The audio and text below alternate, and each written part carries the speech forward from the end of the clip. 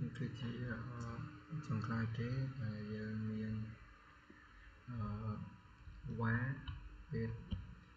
wait time យើងគេចូលមកដល់ wait time ថតមក wait បញ្ចូលទៅបាទធ្វើម្ដងមួយទៀតសិន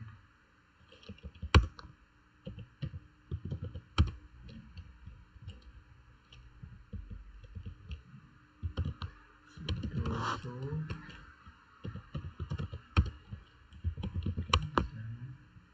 ចឹងអានេះយើងទុកមើលវាមើល CPU នេះវ៉ាយើងទៅចឹងយើងធ្វើការ run command យើងមកតែ command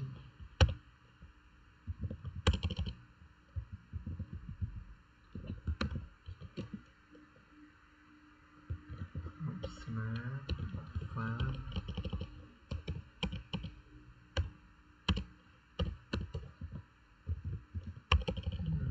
big file big file big file បាទចឹងធ្វើការតែមើលនេះវ៉ាយើងឡើងហើយចឹងនេះគឺវាធ្វើឡើងវាស្នៅអា CPU ហើយមើល CPU វាអត់ឲ្យគឺវាឡើងហើយវ៉ាហ្នឹងហើយដល់3.5នេះចឹងទៅ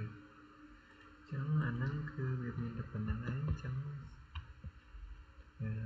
stop វាមកចឹងមានតែប៉ុណ្្នឹង